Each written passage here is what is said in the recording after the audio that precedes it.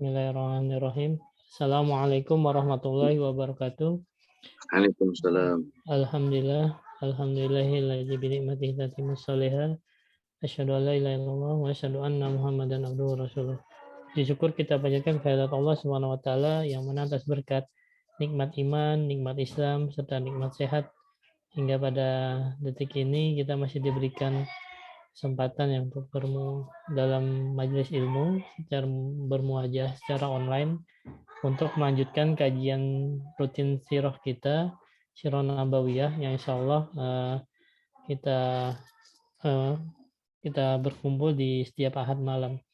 Insya Allah pada malam hari ini kita sudah masuk ke tahun ke-7 Hijriah dan insya Allah membahas tentang perang Khaibar. Baik, tafadhol Ustaz Daniel, waktu dan tempat dipersilakan. Baik, Assalamualaikum warahmatullahi wabarakatuh. Alhamdulillah wassalatu wassalamu ala Rasulillah. Asyhadu an la ilaha illallah wahdahu la syarikalah wa asyhadu anna Muhammadan abduhu wa rasuluh allazi la nabiyya ba'dah amma ba'd. Hadirin ikhwatiman rahimakumullah. Alhamdulillah dengan izin Allah bisa kembali bermuajahah. Tidak henti-hentinya kita berharap dan memohon kepada Allah Azza wa Jalla agar senantiasa menetapkan kita sebagai seorang muslim yang istiqomah sampai akhir hayat nanti. Salawat dan salam semoga dilimpah curahkan kepada Nabiullah Muhammad sallallahu alaihi wasallam beserta para keluarga, sahabat dan segenap umat yang senantiasa itbaq kepadanya ila akhiril hayat nanti, mudah-mudahan termasuk kita di dalam. Hadirin ikhwatiman rahimakumullah, melanjutkan beberapa peristiwa yang terjadi pada perang Khaibar. Sebelum terjadinya perang Khaibar, ada dialog antara dua orang spionase yang kemudian mereka berdialog, kemudian sampai pada satu momen di mana spionase dari Muslim dalam kurung Abbad bin Bishr namanya, beliau memberikan hukuman ya, atau menyerang spionase lawan karena tindakan spionase lawan yang cukup membuat gerakan menakut-nakuti kaum muslimin lah. Jadi ini memang bagian dari gerakan intelijen menampilkan teror, menampilkan data supaya musuh dalam tanda kurung dalam ini kaum muslimin itu mengurungkan niatnya untuk menyerang Khaibar. Namun Abbad bin Bishr tampil sebagai seorang spionase yang juga cerdas. Dia tahu bahwa orang yang diajak ngobrol dari kalangan Yahudi juga seorang spionase yang handal. Dan dia tahu tujuan dari spionase dari Yahudi ini membangga-banggakan Yahudi dalam rangka supaya membuat ciut kaum muslimin untuk tidak lagi menyerang Khaibar.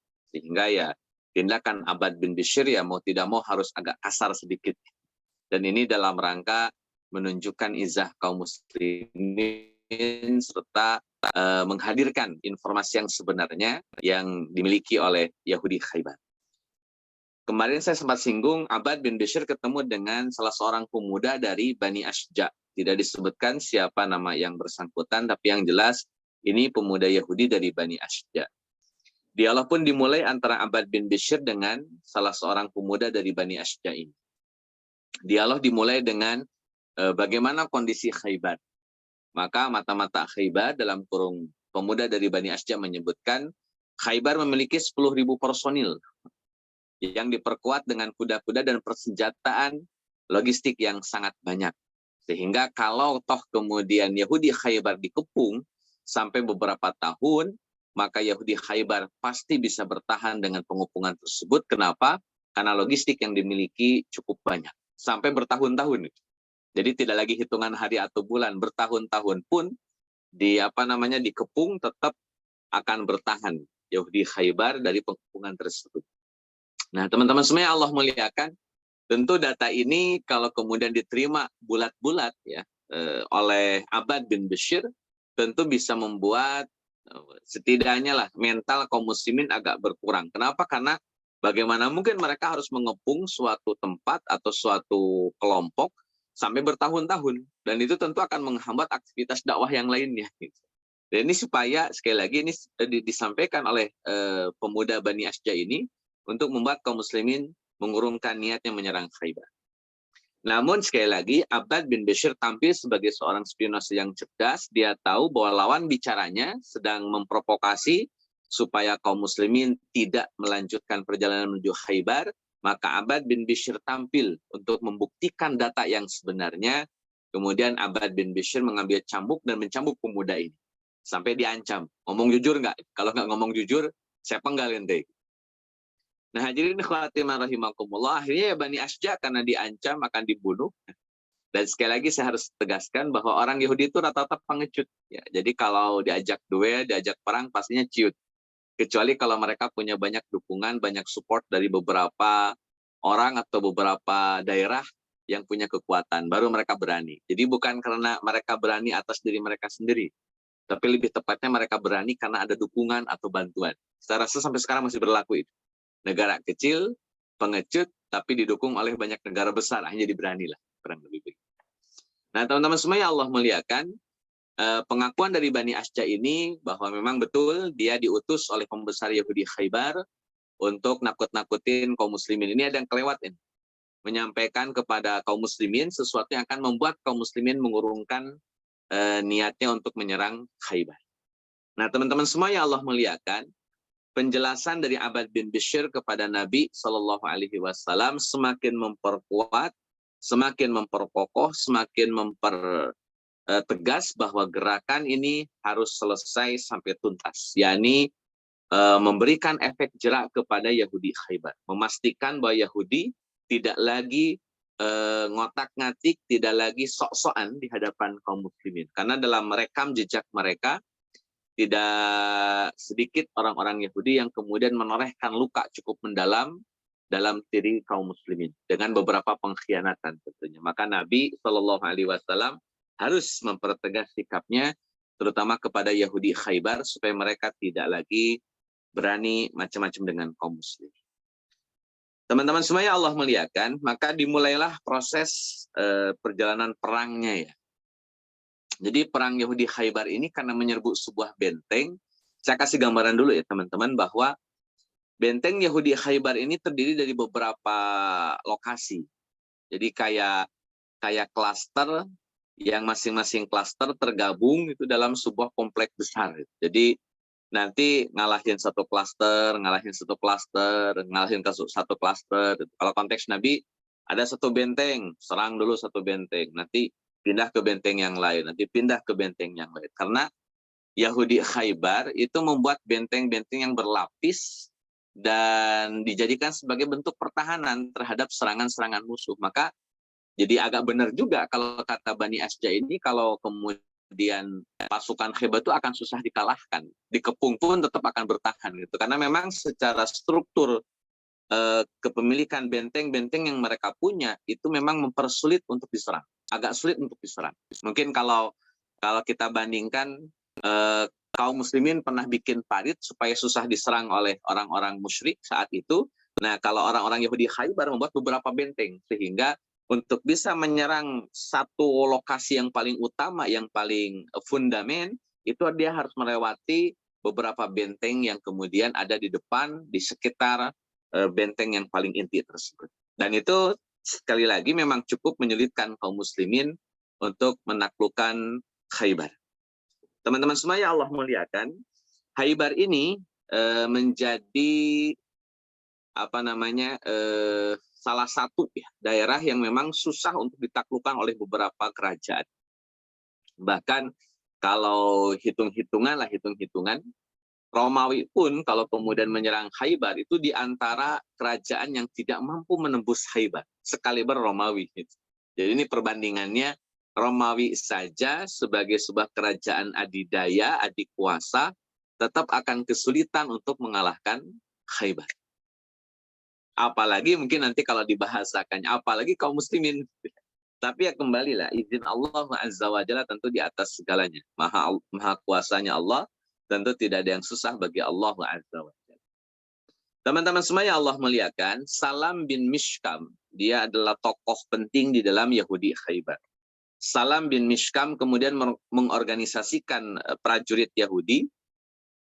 Beliau yang memimpin pasukan Yahudi Khaybar.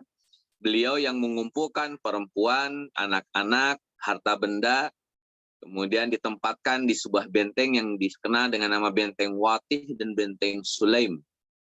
Ini kenapa? Karena perempuan dan anak-anak kan notabene tidak bisa terlibat aktif dalam peperangan. Maka oleh Salam bin Mishkam, wanita dan perempuan ditempatkan pada benteng yang relatif ada di tengah-tengah atau ada di pusat, sehingga jauh dari pinggiran benteng, sehingga untuk sampai ke benteng ini harus melewati beberapa benteng yang cukup besar, dan itu dalam prediksi Salam bin Mishkam mempersulit kaum muslimin untuk sampai ke benteng Watih dan Sulaim. Bahkan dari pola pengorganisasian Salam bin Mishkam pun beliau si Salam bin Mishkam ini menempatkan logistik ya atau persediaan makanan itu di Benteng Naim namanya. Kemudian nanti pasukan-pasukan yang kokoh yang kuat yang berani-berani ditempatkan di Benteng Natoh atau Natoh ya. Ini sekali lagi gambarannya satu komplek besar. Di dalam satu komplek besar ini ada beberapa klaster yang klaster tersebut dibuat kayak benteng, sehingga untuk masuk ke tengah sekali lagi harus melewati banyak benteng yang cukup penting, yang cukup kuat dan cukup kokoh. Ini di antara strategi Khaybar supaya tidak mudah ditaklukkan oleh kerajaan manapun. Bahkan sekali lagi jika sekali Romawi saja itu pun tetap tidak bisa mengalahkan Yahudi Khaybar. Allah a'lam. Nah, teman-teman semuanya, Allah muliakan.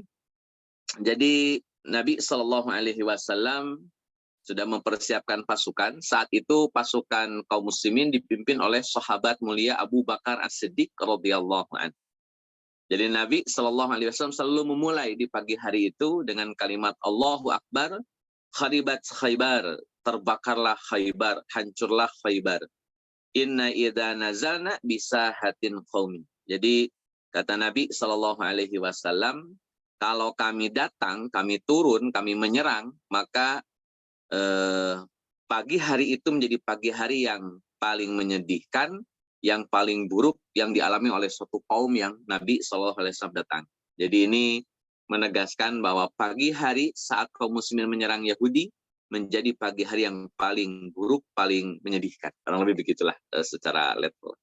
Nah, teman-teman semua yang Allah muliakan, orang-orang Yahudi karena diserang pagi-pagi, serangan mendadak begitu, sedangkan mereka sedang melakukan beberapa aktivitas hariannya, itu langsung panik dan mereka berlarian, berlarian ke benteng-benteng mereka untuk mempersiapkan diri mereka. Tapi ya sekali lagi, ini cara Nabi SAW selalu berpagi-pagi dalam mempersiapkan pasukan untuk berperang. Dalam perang Badar pun pagi-pagi, bahkan memilih tempat yang lebih strategis. Dalam perang Uhud pun berpagi-pagi untuk memilih tempat yang strategis. Termasuk dalam perang Khaybar, Nabi menyerang di pagi hari. Ini bagian dari cara Nabi SAW untuk memastikan peluang kemenangan lebih besar. Dengan cara lebih datang pagi-pagi agar lebih ready, lebih siap, lebih mapan untuk menghadapi musuh. Ini bagian dari prinsip etos kerja seorang muslim. Jadi etos kerja seorang muslim tampil sebagai pribadi-pribadi yang selalu mencari keberkahan di pagi hari. Makanya kata Nabi SAW, kaum muslimin itu ya berkah fi bukuriha. Di setiap paginya itu mengandung keberkahan. Makanya nanti berimplikasi pada dalam kaidah hukum fikih ya, ada larangan tidur habis subuh misalkan. Itu dalam rangka memastikan bahwa pagi-pagi itu memang menjadi celah keberkahan. Menjadi celah keberkahan. Nah, teman-teman semua yang Allah muliakan, ini sekali lagi ya, bagian dari cara Nabi untuk memperlebar celah kemenangan. Setelah orang Yahudi berlarian ke benteng-benteng mereka, kemudian nggak jauh dari situ, karena kan Bani Ghatafan ini sekutunya orang-orang Yahudi ya. Bani Ghatafan tahu bahwa Yahudi Khaybar sedang diserang oleh kaum muslimin, maka Bani Ghatafan sudah bersiap siaga untuk membantu Yahudi Khaybar. Jadi ini solider lah ya, solider. Jadi ketika Yahudi Khaybar diserang oleh kaum muslimin di pagi hari, Bani Ghatafan pun sudah siap siaga untuk membantu Khaybar. Namun ya, ini masya Allah ya, bagian di strategi Nabi Shallallahu Alaihi Wasallam. Setiap Bani Ghatafan ingin membantu orang-orang Yahudi Khaybar, mereka selalu mendapatkan kekhawatiran. Mereka khawatir kalau kaum muslimin nanti menyerang balik dan kemudian membuat kabilah Bani Ghatafan terancam. Jadi kan kalau Bani Ghatafannya keluar membantu Khaybar, berarti pertahanan di Bani Ghatafan itu lemah. Karena biasanya yang dibawa oleh pasukan perang tentu yang jago-jago, yang kuat-kuat. Sehingga yang ditinggalkan di kampung atau di rumah atau di tempatnya itu pasti yang lemah-lemah gitu. Kalau Bani Ghatafan menyerang dalam kurung membantu Yahudi Khaybar, otomatis tempat mereka, kampung mereka kosong dari pertahanan. Kalau toh ada pertahanan pun tentu tidak signifikan karena orang-orang yang hebatnya sudah keluar. Ini di antara kekhawatiran mereka. Maju, bantu Khaybar, tapi nanti kehilangan anak istri sendiri, harta sendiri gitu. Atau mending jaga diri sajalah, biarin aja Khaybar kita. Nah, sampai akhirnya teman-teman semuanya Allah muliakan, Bani Ghatafan tidak jadi bantu Yahudi Khaybar. Jadi ini akhirnya nggak jadilah. Karena mereka juga mikir-mikir daripada kehilangan harta, kehilangan anak istri, ya lebih baik orang lain saja yang kehilangan. Dan persatuan mereka sebetulnya tidak dibangun atas loyalitas keimanan, tidak dibangun di atas loyalitas ukhuwah. Bani Ghatafan membantu Yahudi Khaybar karena ada kepentingan ekonomi. Sangat ada kepentingan ekonomi. Ini kaitannya dengan perang Khandaq. Pada perang Khandaq, teman-teman, kalau kita kilas balik ya ke belakang, Yahudi Khaybar itu berjanji untuk memberikan suplai makanan, suplai logistik kepada Bani Ghatafan selama 1 tahun.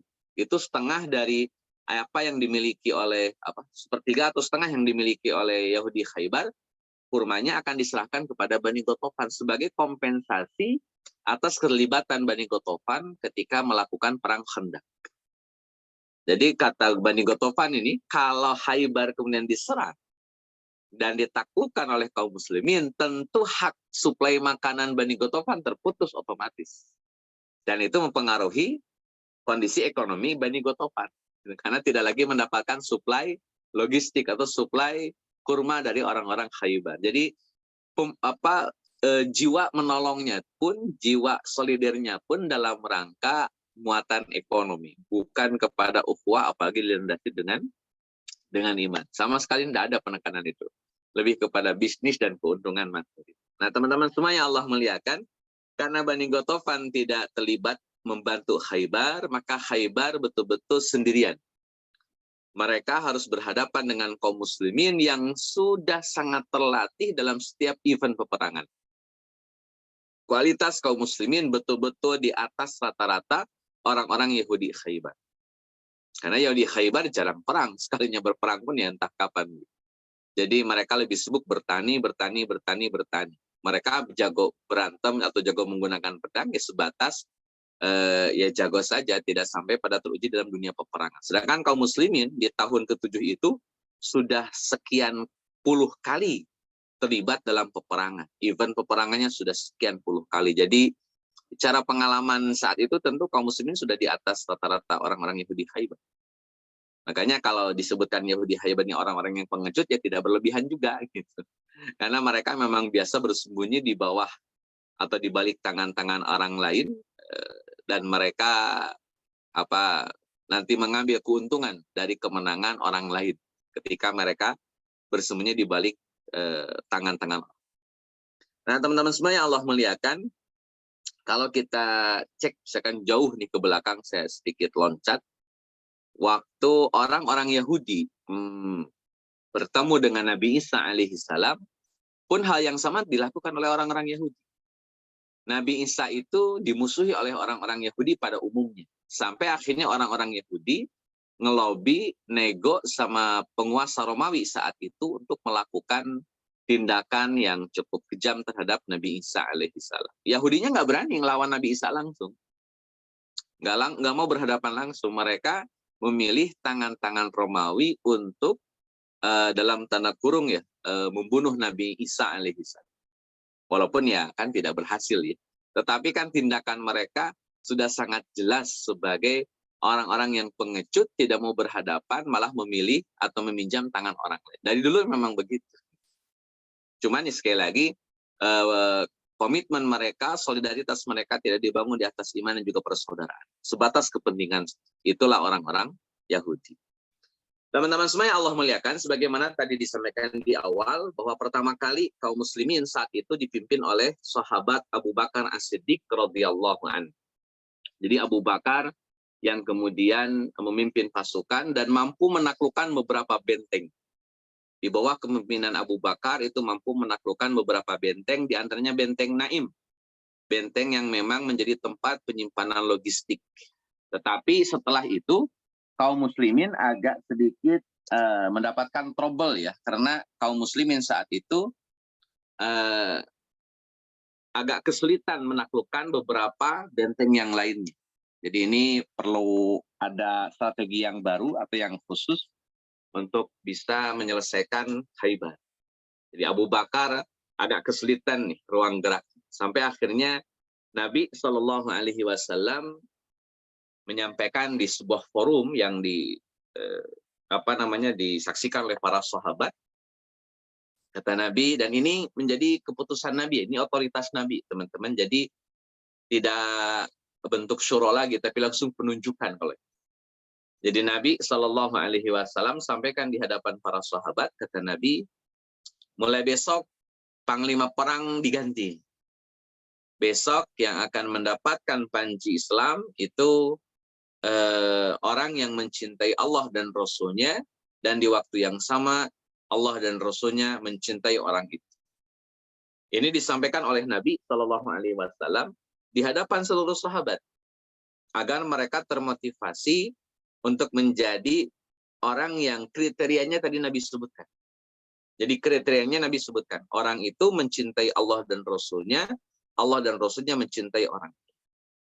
Jadi ini menjadi motivasi lah, targhib dari Nabi kepada para sahabat. Nah, teman-teman semua yang Allah muliakan, saat Nabi menyampaikan informasi tadi, seluruh sahabat itu mengharapkan jabatan tersebut. Tidak terkecuali Umar bin Khattab radhiyallahu anhu. Sampai kata Umar bin Khattab, demi Allah, saya itu tidak pernah pengen punya jabatan.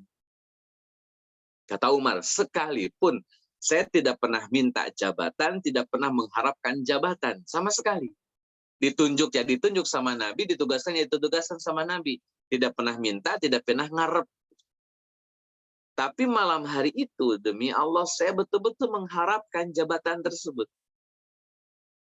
Ketika Umar sampaikan lebih lanjut, bukan karena ingin menjabatnya, bukan pada masalah jabatannya, tapi lebih kepada predikat yang Nabi Shallallahu Alaihi Wasallam sebutkan. Ini yang menjadi harapan Umar. Kenapa? Urusan panglima perang mah urusan lain lah. Tapi predikat mencintai Allah dan Rasul-Nya, dan di waktu yang sama Allah dan Rasul-Nya mencintai, itu luar biasa. Itu dahsyat, kata Umar bin Khattab radhiyallahu anhu. Tidak semua orang kemudian mampu mendapatkan predikat itu. Karena bisa jadi ada orang yang mencintai Allah, mencintai Rasul, tapi di waktu yang sama hanya bertepuk sebelah tangan.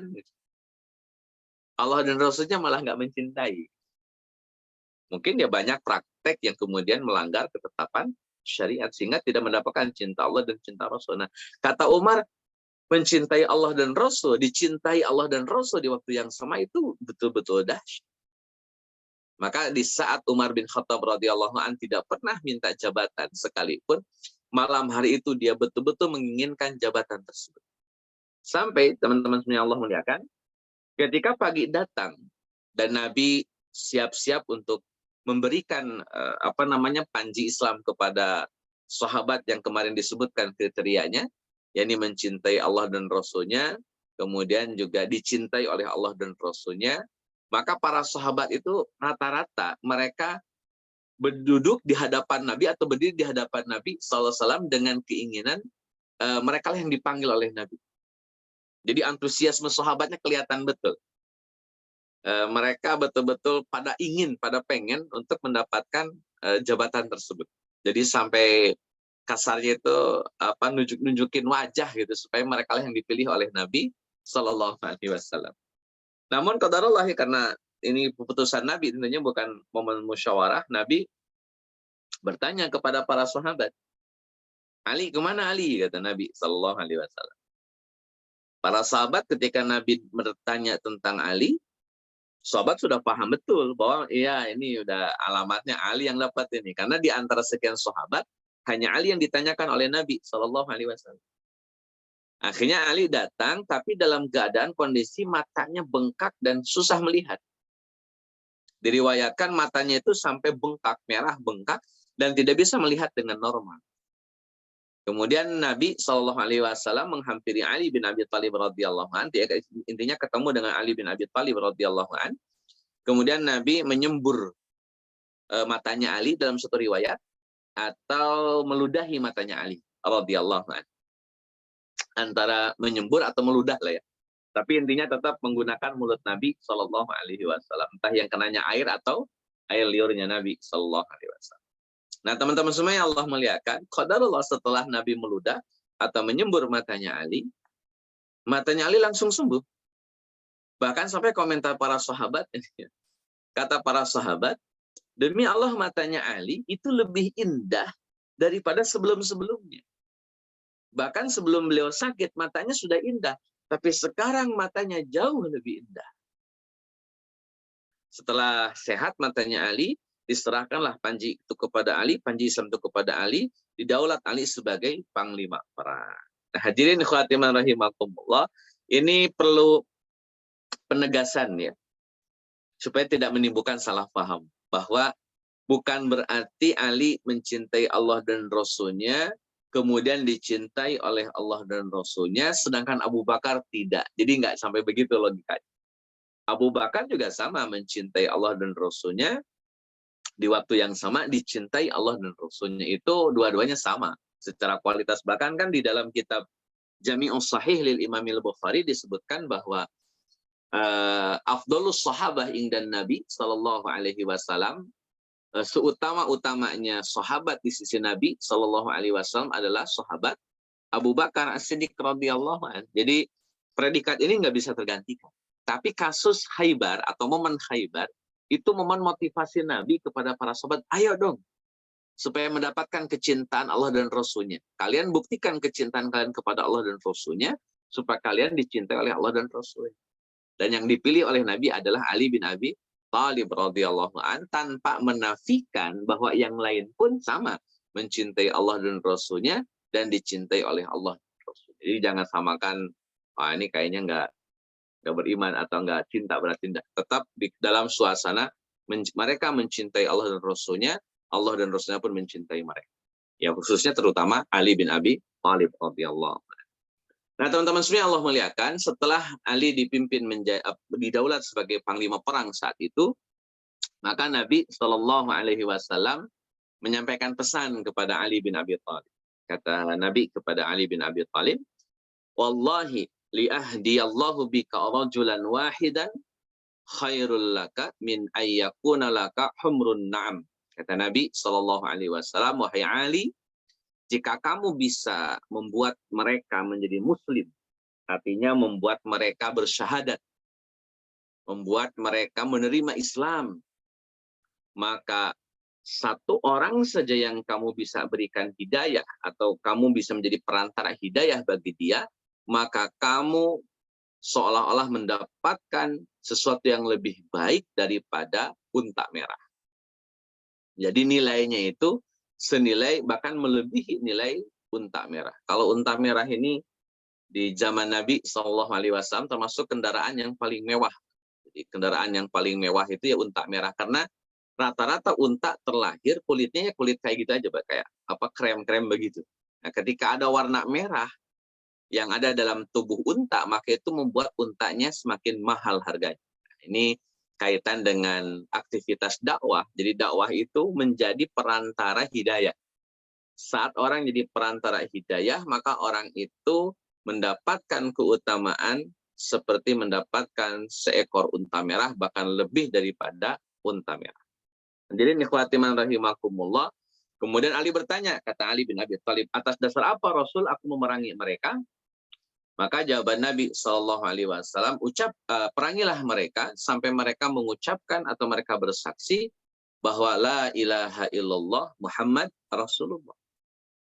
Jadi kalau sudah menyatakan syahadat, maka selesai sudah peperangan, tidak harus berperang.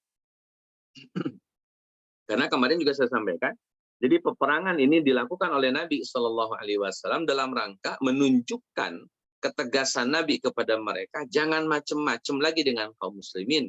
Jangan kemudian bikin ulah dengan kaum muslimin. Karena rekam jejak Yahudi selalu bikin ulah.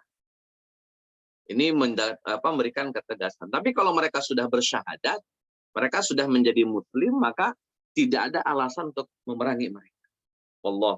Sampai kata Nabi SAW, jika mereka telah melakukan hal itu, maka terlalanglah bagimu darah-darah dan harta-harta mereka. Sudah nggak boleh lagi diperangi. Jadi kalau ada orang yang berani memerangi orang yang sudah bersyahadat, itu hisabnya berat. Hisabnya berat. Maka tidak ada aktivitas dalam agama Islam itu membunuh sesama muslim atas alasan apapun. Misalkan karena dia dianggap sesat gitu, kemudian dibunuh, atau karena orang itu dianggap tidak istiqomah dalam Islam kemudian dibunuh gitu. Kan banyak kasus ya, kayak kemarin-kemarin itu cerita di Suriah terutama antara faksi jihadis pada ribut, terutama Daesh ya, Daulah Islamiyah atau ISIS yang kemudian banyak membunuh dari Jabhah Nusra, Ahrurus Syam, bahkan Hamas pun diserang gitu. Luar biasa, sampai Hamas saja diserang oleh ISIS. Kan ini agak ribet, kenapa kok sesama faksi jihadis kemudian malah melakukan tindakan pembunuhan. Padahal baik Jabhah Nusra, Ahrurus Syam ataupun Hamas kan mereka menyatakan kalimat syahadat. Kalimat syahadat itu sudah mereka ucapkan, sehingga haram darahnya dan haram harta mereka. Harusnya demikian. Tapi ya namanya juga bagian dari konspirasi yang ada. Allah. Baik teman-teman semua yang Allah muliakan, Nabi SAW setelah dipimpin oleh pasukan dipimpin oleh Ali bin Abi Thalib radhiyallahu an, akhirnya mulai kelihatan celah kemenangannya lah. Wah, sudah mulai nih kelihatan alamat kemenangan. Di antaranya Nabi SAW dan kaum muslimin menaklukkan benteng As-Sa'b dan Qal'ah Zubair. Qal'ah Az-Zubair. Jadi ada dua benteng, di situ ada As-Sa'bu dan Qal'ah Az-Zubair. Dua benteng ini masih ruang lingkup di Khaybar ya.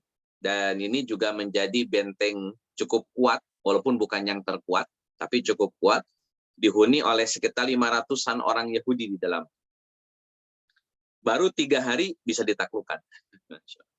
Jadi pasukan kaum muslimin harus menunggu 3 hari untuk bisa memenangkan pertarungan dengan para pasukan yang berada dalam benteng As-Sa'bu dan Qal'ah Az-Zubair. Teman-teman semuanya Allah muliakan, setelah Qal'ah Az-Zubair dan As-Sa'bu ditaklukkan atau sudah selesai, kemudian mereka kaum muslimin melanjutkan ke benteng-benteng yang lain. Jadi setelah As-Sa'bu kalah, lanjut ke Qal'ah Az-Zubair.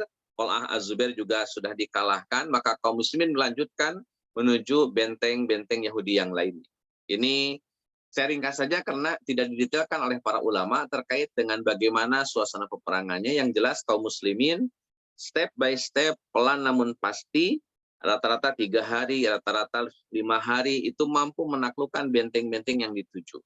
Setelah benteng sebelumnya, benteng Naim dikuasai yang punya logistik dan makanan, kemudian benteng As-Sa'bu juga dikuasai, benteng Qal'ah Az-Zubair juga dikuasai, sekalipun bukan benteng terkuat, tapi itu benteng yang sangat kuat, sudah mulai dikuasai oleh kaum muslimin. Maka orang-orang Yahudi semakin terhimpit dan semakin tersudutkan.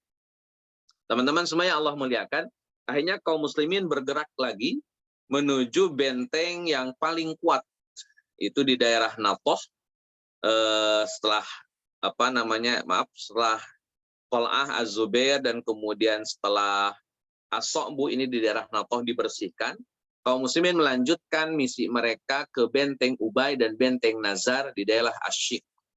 Jadi benteng Ubay dan benteng Nazar berikutnya. Sasaran pertamanya adalah benteng Ubay. Dan ini tanpa perlawanan yang berarti, benteng Ubay mampu ditaklukkan. Jadi ini karena mungkin sudah logistik dipegang kaum muslimin. Benteng Qal'ah dan benteng As-So'bu, Qal'ah Az-Zubair dan benteng As-So'bu juga sudah dikuasai. Rata-rata orang-orangnya pada kabur-kaburan begitulah. Tinggal benteng Ubay yang secara logistik sudah semakin berkurang dan secara pasukan proses ini juga sudah semakin melemah. Karena sudah menuai banyak kekalahan demi kekalahan. Terus lagi durasi yang cukup lama kan, sampai berhari-hari mereka terus-terusan berperang. Akhirnya titiknya sudah titik capek, titik lemah. Sehingga benteng Ubay mampu dikuasai tanpa ada perlawanan berat.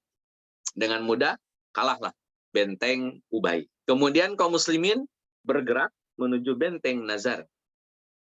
Benteng Nazar pun sama hanya seperti benteng Ubay, tidak banyak perlawanan yang berarti. Jadi dua benteng ini sudah dikuasai oleh kaum muslimin. Nah, teman-teman semua yang Allah muliakan, tinggal beberapa benteng lagi, yang benteng-benteng tersebut menjadi benteng terkuatnya orang-orang Yahudi. Di antaranya adalah benteng Al-Qamus. Ini benteng terkuatnya orang-orang Yahudi di Khaybar. Kemudian benteng Al-Watif, benteng As-Sulaim atau Sulalim dalam riwayat yang lain. Tadi di awal saya sampaikan, benteng Watih, benteng Sulaim ini perempuan dan anak-anak ditempatkan di sana oleh Salam bin Mishkam. Jadi kalau Watih dan Sulaim sudah dikuasai, berarti sudah nyampe ke titik pusat kekuatan Yahudi Khaybar. Kalau Watih dan Sulaim dikuasai, berarti benteng-benteng yang lain sudah babak belur, tinggal yang ditempati oleh wanita dan anak-anak. Satu lagi benteng Al-Qamus. Ini benteng Al-Qamus secara personil tentara Yahudi masih cukup kuat. Jadi Al-Qamus, Watih, dan Sulaim ini tiga benteng yang paling kuat. Watih dan Sulaim ada wanita dan anak-anak di situ. Tentu Yahudi akan berusaha sekuat tenaga, sekuat daya dan upaya mereka untuk mempertahankan benteng Watih dan benteng Sulaim. Kenapa? Malu, aib bagi mereka kalau harus kehilangan anak dan istri. Jadi mereka akan betul-betul mempertahankan benteng tersebut. Benteng Qamus pun demikian. Walaupun tidak diisi oleh anak dan perempuan, tetapi pasukan-pasukan sisa-sisa Yahudi di Khaybar kumpulnya di Qamus. Teman-teman semua yang Allah muliakan, singkat cerita, Al-Qamus, Watih, dan Sulaim pun selesai ditaklukkan oleh kaum muslimin. Ditaklukkan oleh kaum muslimin. Tidak ada lagi kekuatan Yahudi yang bisa melawan kekuatan kaum muslimin saat itu. Sampai akhirnya setelah durasi 14 hari, orang-orang Yahudi kemudian memilih berdamai dengan Nabi Shallallahu Alaihi Wasallam karena mereka sudah tidak lagi melihat peluang menang. Mereka tidak bisa menggunakan tangan orang lain untuk melawan kaum muslimin karena Bani Qutofan pun tidak mau bantu. Apalagi orang-orang Quraisy. Orang-orang Quraisy juga tidak mungkin bantu karena sudah terikat dengan perjanjian Hudaybiyah bahwa akan gencatan senjata selama 10 tahun. Jadi mengharapkan bantuan dari Quraisy tidak mungkin karena sudah terikat perjanjian dengan Nabi Shallallahu Alaihi Wasallam. Minta bantuan kepada Bani Qutofan juga tidak mungkin karena Bani Qutofan lebih memilih anak istrinya sendiri, lebih memilih kampungnya sendiri daripada membantu Khaybar. Jadi lengkap sudah penderitaan Khaybar. Pada dalam perang Khandaq ini Khaybar termasuk yang memiliki sumbangsih besar terhadap pasukan Ahzab ya dalam kurung Qutofan dan Quraisy. Tapi sekarang ketika Khaybar diserang oleh kaum muslimin, Qutofan nggak mau bantu, Quraisy sudah nggak bisa bantu. Ini Masya Allah. Bagian dari kenyataannya diterima oleh Khaybar ya, saya rasa.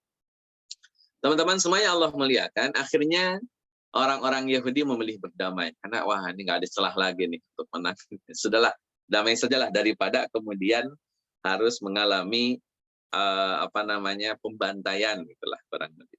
Teman-teman semua yang Allah muliakan, setelah kemenangan berada di tangan kaum muslimin, maka orang-orang Yahudi mengajukan kesepakatan damai.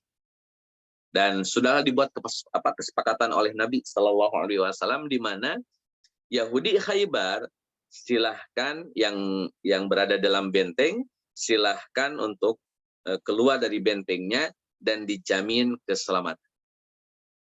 Setelah itu silahkan bawa istri, bawa anak, dan tinggalkan kota Khaybar, tinggalkan benteng Khaybar. Adapun harta, tanah, senjata, baju, perlengkapan perang dan lain-lainnya serahkan kepada Nabi. Jadi Yahudi Khaybar hanya boleh bawa apa yang ada di badan, hanya boleh bawa anak, hanya boleh bawa istri. Silahkan pergi dari Khaybar. Selebihnya menjadi milik kaum muslimin. Nah, teman-teman semua yang Allah muliakan, ini ada peristiwa tambahan sedikit.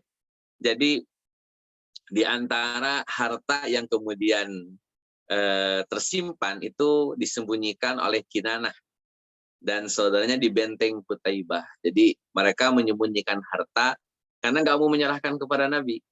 Jadi kalau disembunyikan, kemudian mereka pergi keluar Khaybar, Nabi kembali ke Madinah, maka nanti mereka akan mengambil kembali harta yang mereka sembunyikan. Rencananya begitu. Itu rencananya begitu. Ini tapi ini Masya Allah ya. Akhirnya Nabi Shallallahu Alaihi Wasallam nanya sama yang nyembunyiin harta ini. Kata Nabi, di mana harta yang kalian sembunyikan? Akhirnya karena ketahuan sama Nabi Shallallahu Alaihi Wasallam, maka harta tersebut diberikan kepada Nabi Shallallahu Alaihi Wasallam. Karena keputusannya demikian. Silakan pergi dari Khaybar. Bawa istri silakan bawa. Bawa anak silakan bawa. Tapi harta yang kalian punya tinggalkan di kota Khaybar, di benteng Khaybar, dan itu menjadi milik kaum muslimin. Nah, teman-teman semua yang Allah muliakan, yang namanya pelanggaran tetap pelanggaran. Ini pelanggaran tetap pelanggaran. Karena Kinanah sudah menyembunyikan harta tanpa seizin dan tanpa sepengetahuan Nabi Shallallahu Alaihi Wasallam, maka apapun yang mereka lakukan tetap harus kena sanksi, kena hukum. Keputusannya silakan pergi dari Khaybar, bawa anak, bawa istri, tapi jangan bawa harta. Ternyata mereka menyembunyikan harta yang seharusnya diserahkan kepada Nabi, maka mereka dihukum. Jadi mereka dihukum, hartanya disita, anak dan istrinya ditawan. Ini resiko ya. Kalau berkhianat ya siap-siap menghadapi resiko atas pengkhianatan yang dilakukan. Nah, hadirin ikhwatimah rahimakumullah, sekaligus ini juga membuktikan bahwa Yahudi ini memang nggak pernah bisa belajar daripada kehidupan ya, bahwa mereka itu kalau berkhianat pastinya beresiko. Tapi ya karena mentalnya mental pengkhianat, di mana saja berkhianat terus itu Yahudi. Karena memang sudah mental yang sudah melekat kuat ya, Masya Allah.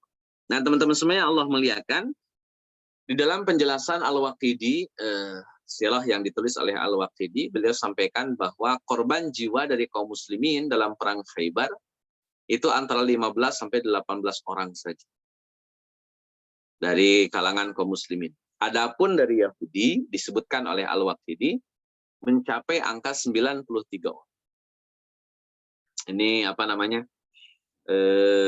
Selisihnya cukup jauh ya, dari 15 sampai ke 93. Kaum muslimin hanya 15 orang saja, 15 atau 18 orang. Teman-teman semuanya Allah muliakan, setelah penaklukan Khaybar, Yahudi Khaybar kemudian memohon kepada Rasulullah Shallallahu Alaihi Wasallam. Jadi sudah ngumpetin harta, ditawan anak istrinya, dan akhirnya mereka memohon izin kepada Nabi Shallallahu Alaihi Wasallam untuk tetap bertani di tanah Khaybar. Jadi apa ya? Yahudi itu pengkhianat, mentalnya mental pengkhianat, dan memang agak kurang nggak tahu malu ya. Nggak tahu malu. Jadi sudah berkhianat masih juga tetap meminta dan menghibah kepada Nabi Shallallahu Alaihi Wasallam. Masya Allah ya. Sampai akhirnya mereka minta izin, Rasul tolong dong. Kami ini orang-orang yang pakar dalam pertanian. Kami ini lebih bagus bertani dibanding kalian. Jadi tolonglah biarkan kami yang mengelola kebun kurma kami. Karena kalau bukan kami yang mengelola kebun kurma kami, hasilnya tidak akan sebagus apa yang kami kelola. Dan itu memang kenyataan, teman-teman. Itu bukan bukan karena ingin mendapatkan kebun, enggak. Tapi memang kenyataannya orang-orang Yahudi lebih bagus pengelolaan kebun kurmanya dibanding orang-orang Madinah sendiri, dibanding orang-orang Yathrib sendiri. Yahudi Madinah Yahudi Khaybar itu lebih bagus secara pengelolaan pertaniannya. Dan Nabi tahu juga hal itu. Itu disepakati juga oleh orang-orang Madinah. Mereka tahu betul bahwa memang Yahudi memang begitu orangnya. Mereka orang-orang yang jago bertani sehingga kualitas panen mereka selalu lebih bagus dibanding yang lain. Nah, karena ada peluang peluang bisnis ya, ada peluang bisnis. Nabi SAW izinkan, silahkan kelola kebun kurma biar hasil panennya tetap bagus. Cuman ada syaratnya. Kebun kurma ini milik kaum muslimin tetap, bukan milik kalian. Dan kalau kami ingin kalian pergi, maka kalian harus menerima kenyataan itu, harus menerima keputusan itu. Jadi Yahudi Khaybar harus siap ketika kaum muslimin mengusir mereka kapan saja. Kapan saja mereka diusir, mereka harus siap pergi. Kalau sekarang kata Nabi, oke, kita adakan perjanjian bahwa kalian ngelola kebun kurma kami, ya sudah jadi milik kaum muslimin kan. Kalian mengelola kebun kurma kami, tapi kami nggak ngasih modal, modalnya dari kalian, silahkan atur-atur, dan hasilnya bagi dua. Setengah kami, setengah kalian. Jadi paruan begitulah. Dan kesimpulan terakhirnya, kalau kami mengusir kalian, kapanpun itu kalian harus siap. Jadi jangan sampai kaum muslimin sudah, kalian pergi ya dari sini, nggak boleh lagi ngurus kebun kurma Khaybar, dan mereka masih bertahan, berarti melanggar perjanjian. Melanggar perjanjian. Itu putusan dari Nabi, kapanpun kami ingin mengusir kalian, maka kalian harus pergi. Teman-teman semuanya, Allah muliakan, kerjasama bisnis seperti ini dikenal dalam istilah fikih dengan istilah mudharabah. Kenapa disebut mudharabah, bukan musyarakah? Karena yang punya modal cuma satu orang. Jadi Nabi SAW itu pemodalnya, atau kaum muslimin sebagai pemodalnya. Adapun Yahudi sebatas sebagai mudharib, orang yang melakukan mudharabahnya. Mereka tidak punya modal, tapi mereka punya keahlian, mereka punya skill. Yang mereka tawarkan adalah skillnya. Maka Nabi SAW menyerahkan kebun kurma kepada orang Yahudi Khaybar untuk dikelola dengan baik, keuntungannya 50-50. Dan itu cara bisnis yang sah secara hukum, karena memang praktik Nabi SAW, dan dianjurkan untuk diikuti oleh setiap umatnya. Cuman sayang, Pak, nih, setahu saya dunia perbankan hari ini jarang menggunakan mudharabah. Karena memang dia harus berbatas mungkin, atau harus project kayaknya kalau mudharabah. Kalau di dunia perbankan. Rata-rata dunia perbankan sekarang lebih cenderung murabahah. Akad yang sering dilakukan dalam bank-bank syariah itu lebih kepada murabah. Wallahu a'lam bishawab. Jarang menggunakan mudharabah. Teman-teman semuanya Allah muliakan, ini tambahan poin tentang beberapa peristiwa yang Nabi SAW alami. Di antaranya adalah syahidnya seorang Badui. Cerita ini populer, teman-teman, dan menjadi pelajaran penting bagi siapapun kaitannya dengan tujuan di dalam berjuang atau tujuan di dalam berdakwah. Nabi SAW memberikan ghanimah kepada Arab Badui, sebagaimana ghanimah kepada sahabat-sahabat yang lain. Jadi nggak hanya Arab Badui yang dapat, tapi juga sahabat-sahabat ini dapat juga. Itu setelah menaklukkan satu benteng, Nabi bagikan, menaklukkan ini Nabi bagikan. Sampai akhirnya teman-teman semua yang Allah muliakan, si Arab Badui ini datang kepada Nabi SAW, kemudian dia cerita, Rasul, maaf ini. Saya dapat apa ya ini? Kata Nabi SAW, itu ghanimah buat antum. Kata si Arab Badui, maaf Rasul, ini mohon maaf. Bukan untuk ini saya ikut berjuang, Rasul. Bukan untuk ghanimah. Saya ikut berjuang bersama Rasul, ikut berperang bersama Rasul, ikut berjihad bersama Rasul, bukan karena ingin ghanimah, tapi ingin mati syahid. Saya berjuang bersama antum ya Rasulullah, ingin mati syahid. Dengan luka berupa anak panah yang menembus batang leher saya. Itu harapan saya, kata si Arab Badui. Maka Nabi SAW memberikan komentar, kata Nabi, intasduqillaha yasduqka. Jika kamu benar ucapanmu, jika kamu jujur ucapanmu kepada Allah Azza wa Jalla, yasduka, maka Allah akan membenarkan ucapan untukmu. Jadi apa yang kamu ucapin benar nih, jujur, maka Allah akan membuktikan ucapanmu itu. Itu kata Nabi Shallallahu Alaihi Wasallam. Dan ini bukan bahasa emosi Nabi ya, ini bahasa pujian dari Nabi bahwa kalau betul kamu itu niatnya karena pengen syahid, maka Allah akan membenarkannya untuk. Dan Masya Allah, teman-teman semua yang Allah muliakan, saat beliau ikut perang, kemudian para sahabat membopong ya, atau menggotong satu orang yang dia sudah syahid dengan luka anak panah menembus batang leher. Kemudian orang ini dibawa oleh para sahabat, digotong oleh para sahabat sampai melintasi Nabi Shallallahu Alaihi Wasallam.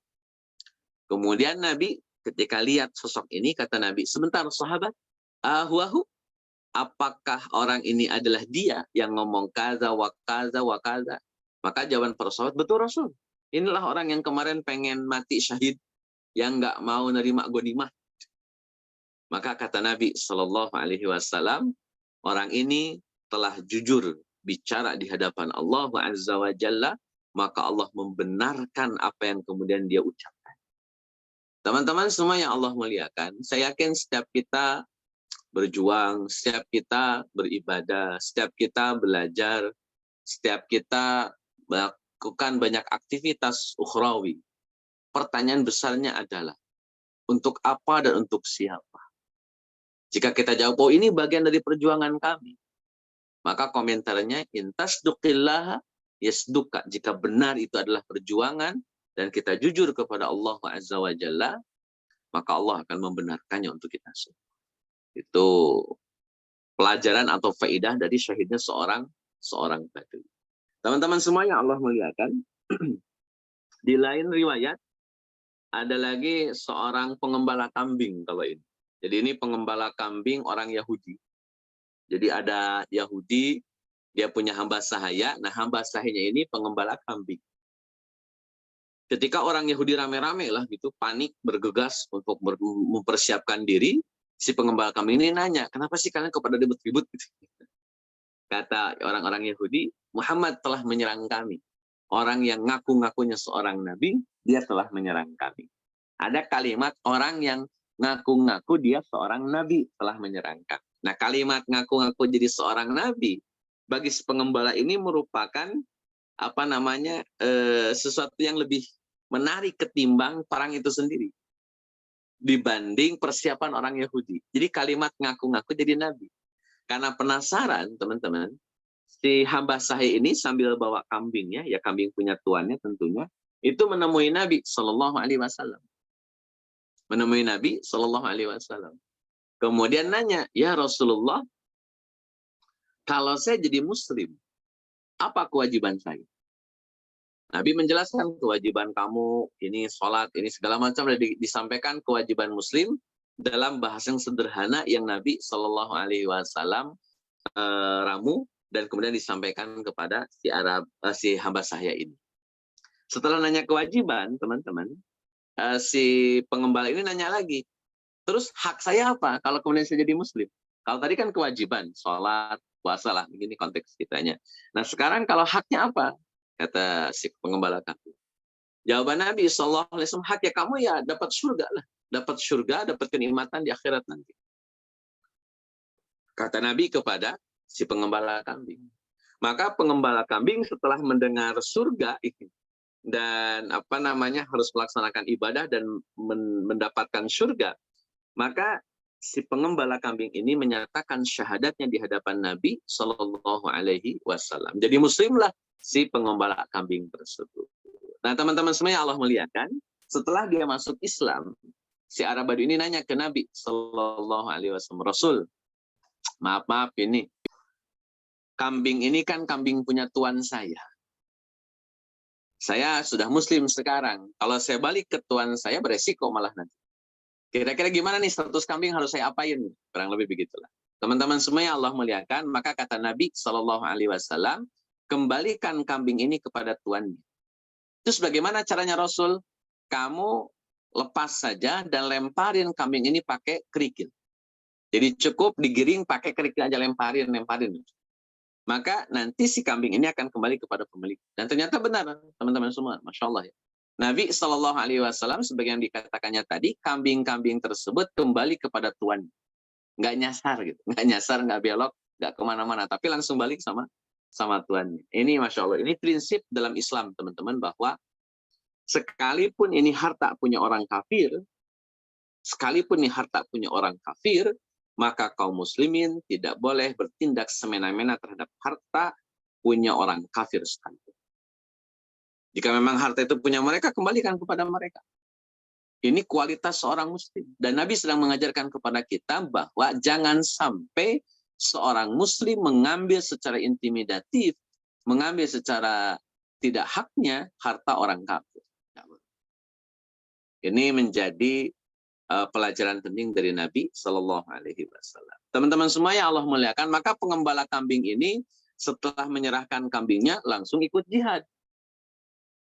Dari 15 atau 18 orang yang syahid dalam perang Khaybar, salah satunya adalah si pengembala kambing ini.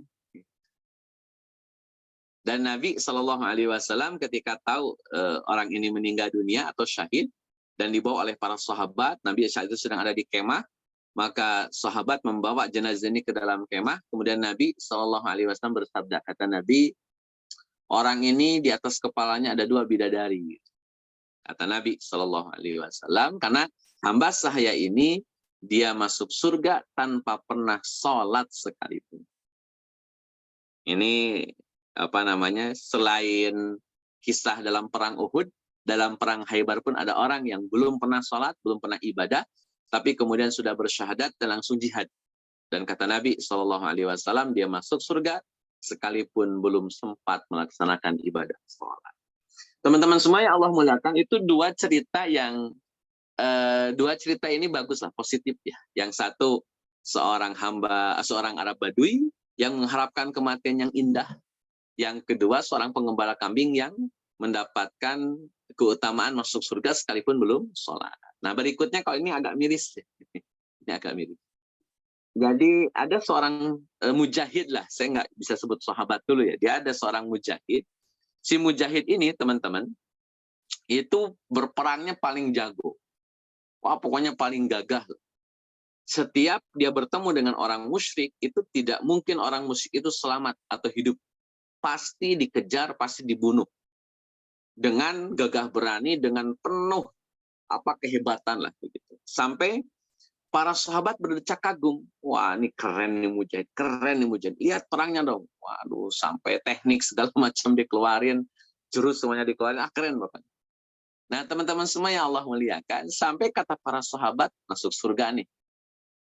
Dia sudah syahid, dia sudah mati, pasti masuk surga nih. Dia syahid. Ini Masya Allah. Nabi Shallallahu Alaihi Wasallam justru berkomentar, kata Nabi, dia masuk neraka.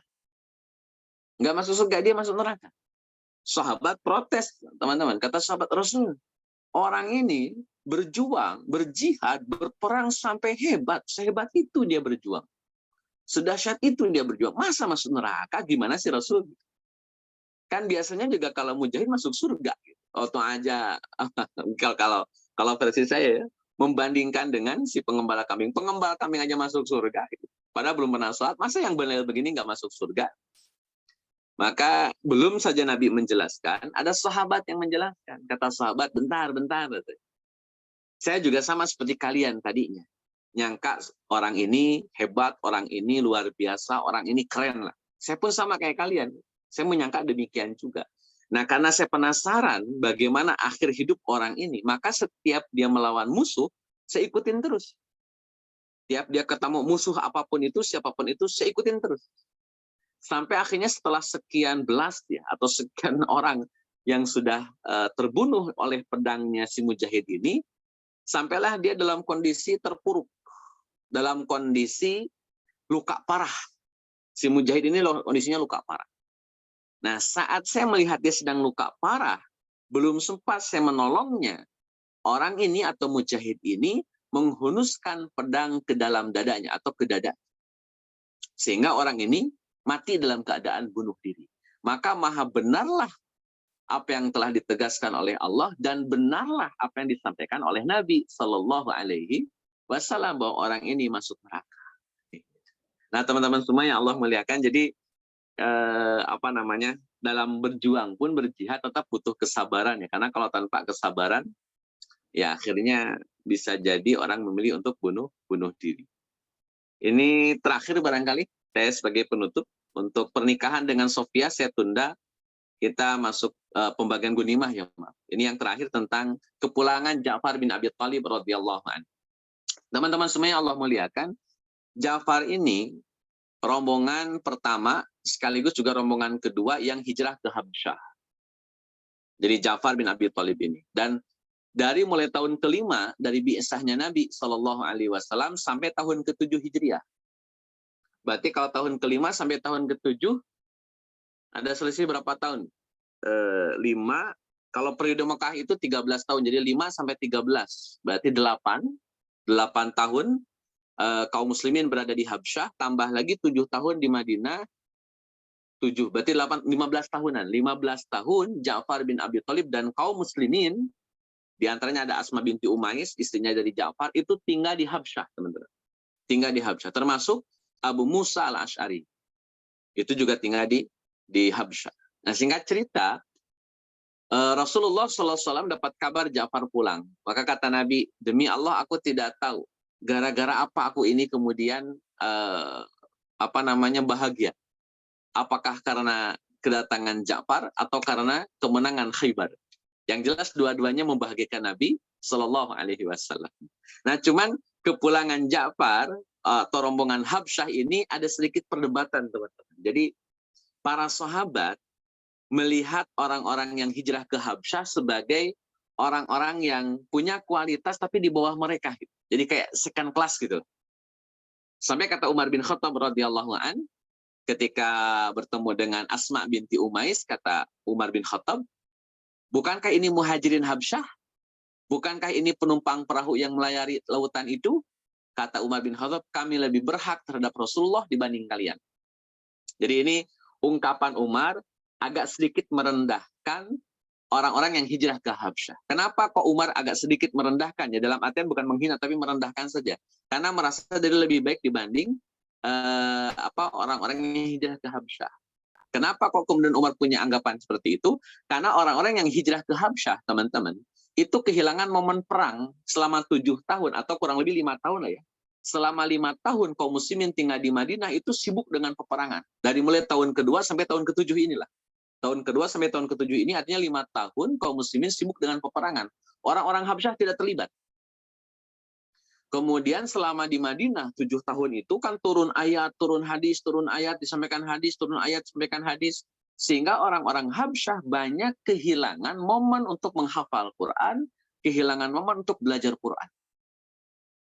Makanya Umar bin Khattab merasa lebih tinggi dan merasa lebih punya hak kepada Nabi Shallallahu Alaihi Wasallam. Kenapa? Kami ikut perang terus dan kami menghafal Quran, memahami isi Al-Quran dibanding kalian. Kata Umar bin Khattab kepada Asma binti Umais atau kepada rombongan orang-orang Habsyah. Teman-teman semuanya Allah muliakan, Asma binti Umais nggak nerima. Sampai Asma binti Umais kemudian marah dan kata Asma binti Umais, demi Allah tidak demikian wahai Umar. Apa yang kamu ucapin hari ini, saya akan laporkan kepada Nabi Shallallahu Alaihi Wasallam. Akan saya laporkan kepada Nabi Shallallahu Alaihi Wasallam. Kalian ini, kata Asma binti Umais, bisa bersama dengan Rasulullah Shallallahu Alaihi Wasallam hingga Rasulullah bisa memberi makan orang yang lapar dan memberi nasihat kepada orang yang bodoh. Sedangkan kami, wahai Umar, kami berada di negeri yang jauh, kata Asma binti Umais. Sudah tanah jauh, gersang pula. Dan semua itu kami lakukan hanya karena Allah dan Rasulnya. Jadi bukan karena kami tidak mau ikut perang, Umar. Bukan berarti kami tidak mau belajar Quran, Umar. Kami ini juga berjuang demi Allah dan Rasulnya. Kami tugas hijrah ke Habsyah. Dan itu pun perintah Allah dan Rasulnya, teman-teman. Bukan atas inisiatif pribadi, itu perintah Nabi Sallallahu Alaihi Wasallam. Jadi ini nasihat Asma binti Umais, istrinya Ja'far kepada Umar bin Khattab radhiyallahu anhu. Sampai kata Asma akhirnya, saya nggak akan makan, nggak akan minum. Saya mau laporin dulu kepada Nabi Shallallahu Alaihi Wasallam. Sebelum saya sampaikan kepada Nabi, saya nggak akan makan, nggak akan minum.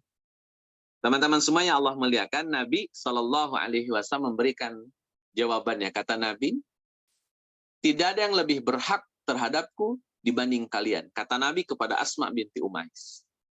Tidak ada yang lebih berhak terhadapku dibanding kalian. Artinya ucapan Umar dikoreksi oleh Nabi.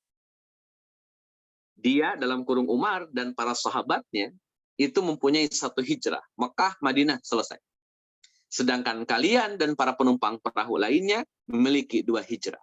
Mekah, Habsyah, dan Habsyah, Madinah.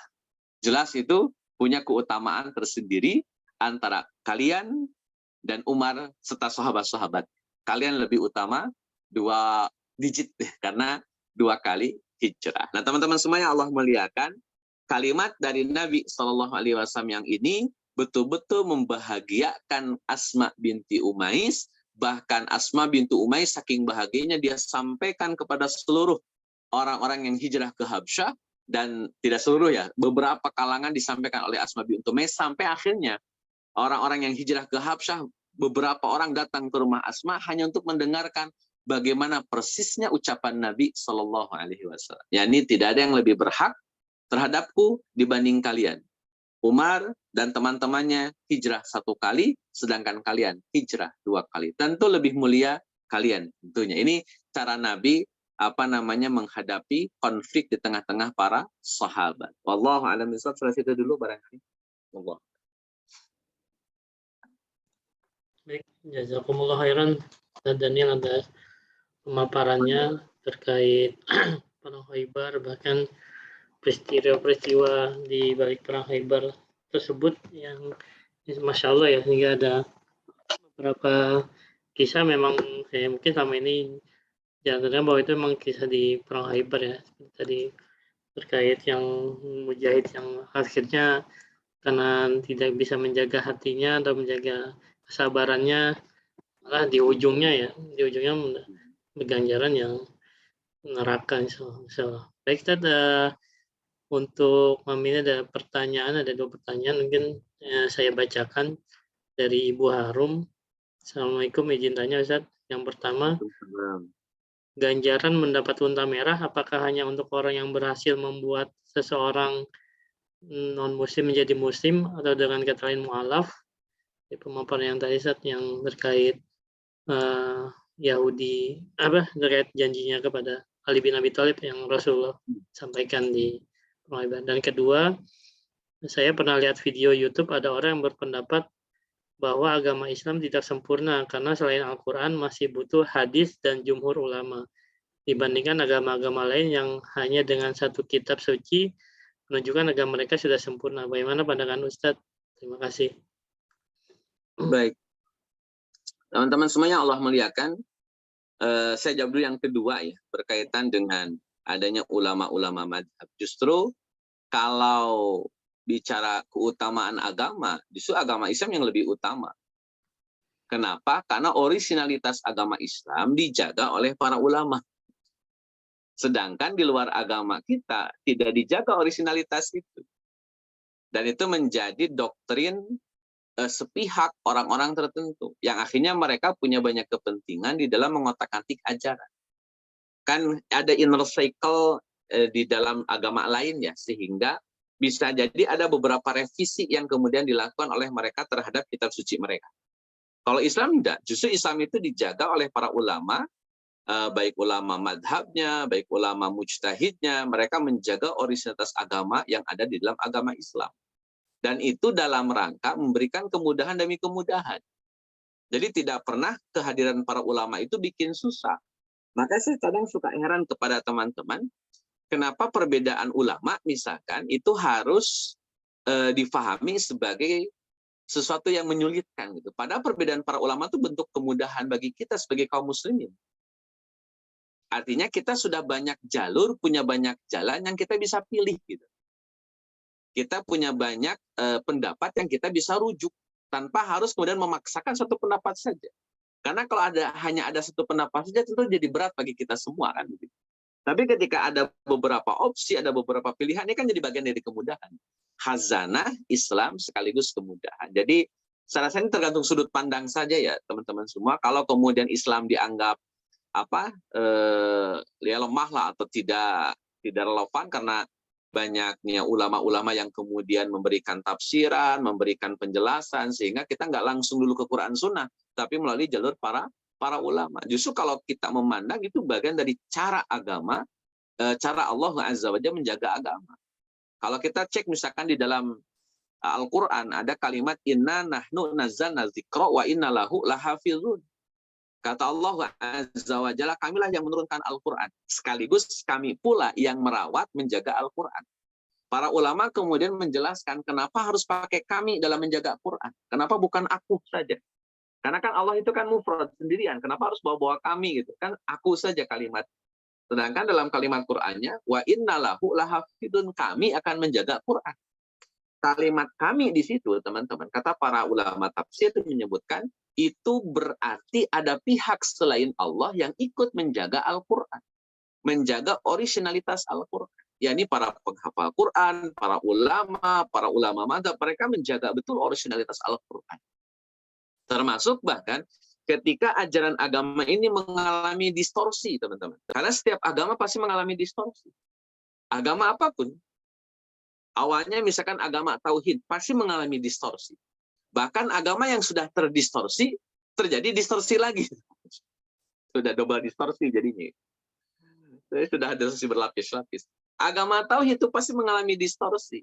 Dan hanya Islam, teman-teman, yang ketika terjadi distorsi dalam agamanya, itu tetap akan ada orang-orang yang ayyujaddida dinahu, yang memperbaharui agamanya. Makanya dalam hadis sahih diriwayatkan dari Nabi SAW bahwa durasi 100 tahun itu selalu ada mujtahid.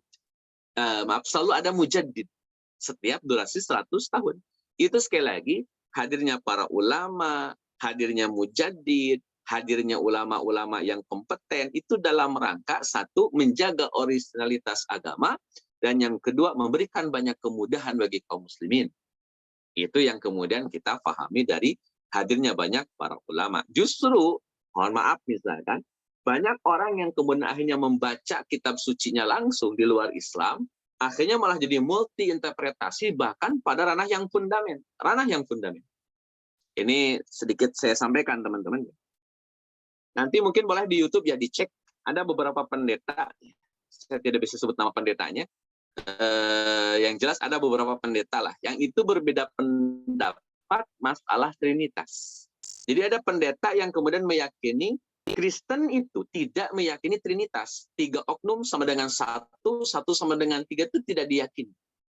Yang mereka yakini adalah 1 oknum dengan 3 sifat, atau 1 oknum dengan 2 sifat. Sehingga mereka menolak Trinitas. Dibantah oleh beberapa pendeta lain yang juga terkenal lah di Indonesia. Mereka bilang bahwa ya Trinitas itu bagian dari keyakinan Kristen. Bahwa 1 sama dengan 3, atau 1 itu 3, 3 itu 1. Sehingga Tuhan Bapa, Tuhan Anak, Roh Kudus itu 1.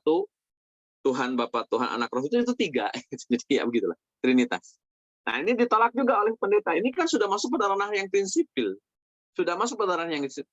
Dan mereka diterima di publik di Indonesia, perdebatan mereka juga belum selesai. Itu ketika orang dengan sangat mudah seolah-olah mampu membaca kitab suci mereka, padahal untuk bisa membaca kitab suci membutuhkan perangkat-perangkat para ulama. Dalam konteks agama Islam, orang yang paling paham Quran adalah Nabi Shallallahu Alaihi Wasallam. Maka rujuk kepada Nabi. Hasil pemahaman Nabi terhadap Al-Quran disebut dengan sunnah. Yang lebih paham terhadap Quran dan sunnah setelah Nabi, sahabat. Yang lebih paham setelah sahabat, tabi'in. Yang lebih paham setelah tabi'in, tabi'ut tabi'in. Ibarat ini teman-teman, ibarat kita naik gunung. Maka kita akan mengikuti jalur yang sudah ada dan kita tidak mungkin bikin jalan yang baru. Kenapa? Karena jalan yang sudah ada terbukti sampai ke puncak gunung. Atau dalam ilustrasi yang lain, teman-teman. Kenapa kita membutuhkan para ulama dalam memahami Quran dan Sunnah? Kenapa nggak kita langsung saja baca Quran dan Sunnah? Ini bicara otoritas. Kenapa harus bicara otoritas? Teman-teman semua yang Allah muliakan, ibarat kita makan masakan.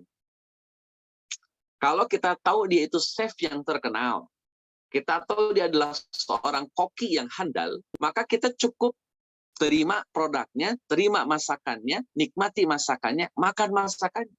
Nggak usah ribet-ribet gitu. Justru ini kemudahan. Kemudahan agama Islam menghadirkan para ulama yang sudah menjelaskan apa itu Quran, apa itu Sunnah. Sehingga kita tinggal duduk manis, makan hidangan yang ada.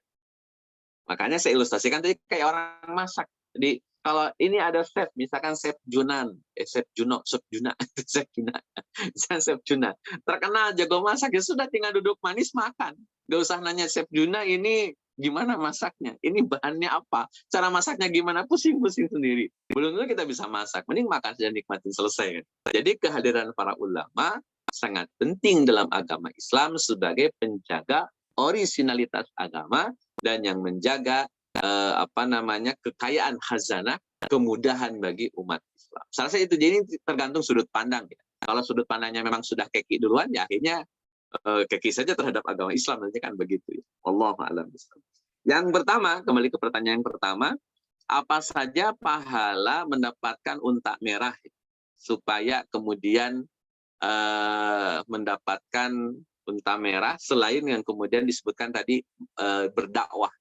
Sejauh ini yang saya tahu ya baru itu sejauh ini, bahwa unta merah ini berkaitan dengan aktivitas membantu orang mendapatkan hidayah. Jadi memang tidak mesti dari luar agama Islam jadi Islam. Nah, pokoknya ada momen kita sebagai perantara hidayah. Misalkan teman-teman, ada orang yang masih terjebak dengan kemaksiatan.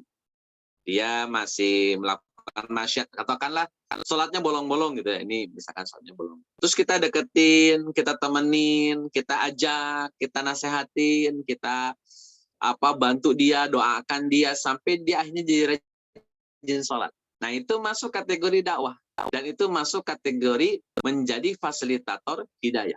Artinya dia mendapatkan pahala unta merah. Jadi tidak mesti dari Kristen ke Islam atau Hindu ke Islam atau Buddha ke Islam, nggak harus dalam artian pindah agama dari luar ke Islam, mengkonvert agama luar ke Islam. Semua aktivitas yang itu menunjang hidayah, artinya dengan aktivitas tersebut orang tertentu dapat hidayah melalui perantaraan kita, itu sudah mendapatkan pahala unta merah. Jadi ini poinnya ya, saya rasa. Wallahu a'lam bishawab. Yang kedua, secara umum ini ada hadis yang lain yang kemudian Nabi SAW sampaikan, demi Allah, jikalau Allah memberi hidayah kepada satu orang dengan sebab dirimu, hal itu benar-benar lebih baik bagimu daripada unta-unta merah. Ini juga hadis yang disampaikan oleh Nabi SAW. Jadi tidak mesti Kristen ke Islam, tapi semua aktivitas perantara hidayah itu bisa mendapatkan unta merah. Sampai hari ini sih masih itu yang kemudian disampaikan oleh para ulama. Ya minimal yang saya ketahui itu. Wallahu a'lam. Mungkin nanti saya bisa searching lagi kira-kira apa yang lain yang menjadi amalan spesial untuk mendapatkan pahala. Wallahu a'lam bishawab. Baik, Ustaz, jazakallahu khairan. Semoga dipahami juga ya dari Bu Harum dari penjelasannya, Masya Allah. Ya mungkin kait ini memang banyak ini ya, kepentingan Ustaz ya terkait kalau di YouTube itu, kalau jangan sampai ya kita juga yang terpengaruh ya. Yeah. Ya memang ya kita fokus di agama kita ya, kadang ya agama lain mengurusi agama kita, sebenarnya kita pun dilarang gitu ketika konteks kafir dan muslim aja jadi masalah ya, padahal kan itu kan memang konteks dalam kitab suci kita gitu. Masya Allah. Jadi ya semoga apapun yang ya fitnah-fitnah di akhir zaman ini, semoga kita bisa terlindung dari fitnah tersebut dan Allah menjaga hidayah kita semua. Baik, mungkin itu aja, jazakallahu khairan untuk penjelasannya malam ini. Terima kasih para peserta yang sudah hadir. Ya, insya Allah mungkin untuk rekaman kajian hari ini ataupun yang sebelumnya bisa disimak di YouTube di channel LGV 2000. Insya Allah. Baik, kita tutup juga kajian malam ini dengan baca doa hamdalah dan doa kafaratul majelis. Alhamdulillahirabbil alamin. Subhanakallahumma wa bihamdik asyhadu an la ilaha illa anta astaghfiruka wa atubu ilaik. Baik, jazakumullah khairan. Sedangnya penjelasannya. Assalamualaikum warahmatullahi wabarakatuh. Ya, Ustaz? Menutup untuk pekan berikutnya sepertinya anak izin belum bisa ikut hadir. Ya. Tapi pembahasan berikutnya seputar pertama pernikahan Nabi, pembagian ghanimah ya. Ya. Kemudian pernikahan Nabi dengan Sofia dan kecemburuan istri Nabi terhadap Sofia. Yang terakhir Nabi diracun dan ini menjadi alasan kuat kenapa Nabi sakit di akhir hayat. Jadi racun yang diberikan oleh salah seorang Yahudi dari wanita Khaybar. Namanya Zainab binti Haris. Dan mungkin kronologis siapa yang kena racunnya dan siapa yang meninggal, apa dampak buat Nabi sampai di akhirat nanti. Tapi mungkin bukan pekan depan, ya, tapi pekan 2 pekan lagi. Ya, baik, jazakallah khair semuanya. Ya, Assalamualaikum warahmatullahi wabarakatuh. Waalaikumsalam warahmatullahi wabarakatuh.